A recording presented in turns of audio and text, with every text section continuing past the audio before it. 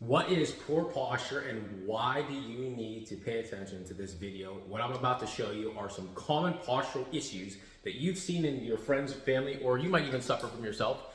I'm going to start by showing you with a model. Poor posture is easy to spot once you know what to look out for.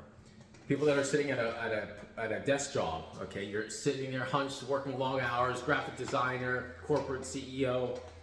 What's going to happen is over time, you're going to be leaning forward, and so you're going to see someone with a very pronounced forward head posture, and they're going to start to get that hump in the back of the neck, or the upper back.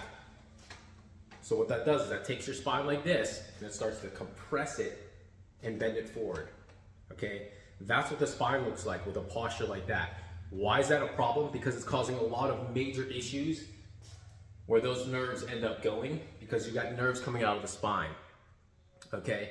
And those nerves are being compressed and affected. So you're gonna get issues like chronic headaches, migraines, vision issues, behavior changes, thyroid issues, immune dysfunction, okay? Another big common posture that we see a lot in our clinic is either higher shoulder, one shoulder is higher than the other, or one ear is higher than the other. That is an injury pattern. Again, if it's in the upper part of the spine, those same areas are being affected. Chronic seasonal allergies, right? You shouldn't have allergies. You should not have seasonal allergies.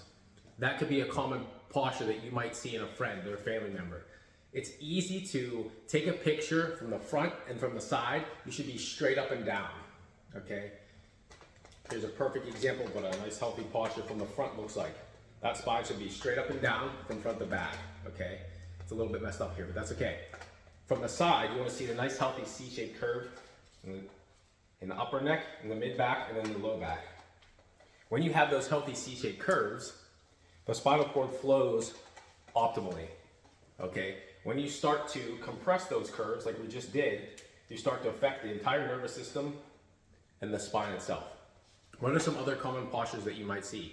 You might see somebody with a sway back, okay? Their hips are forward and they're leaning and they're hunched like this.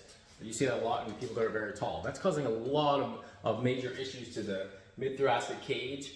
They're going to start to have shoulder problems. They're not going to be able to lift their shoulders up. They're going to have breathing difficulties. There's so many things associated with this poor posture. Another very common posture that you might see in the public is rotated hips, okay?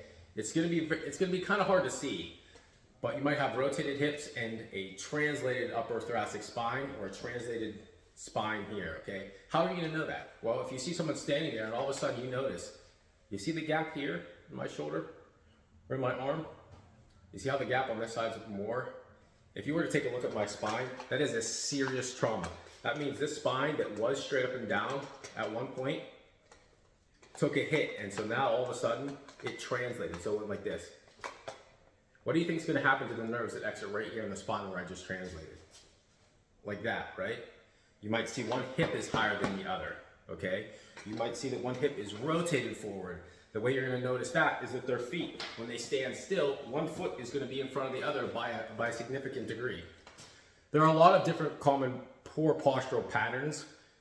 You want to get into a clinic that specializes in identifying those postural patterns. Why? Because those damaged postures represent weakened, injured, and damaged areas of the spine, and you want to take care of that, because if you just leave it go, it's like a house that's bent and tilted.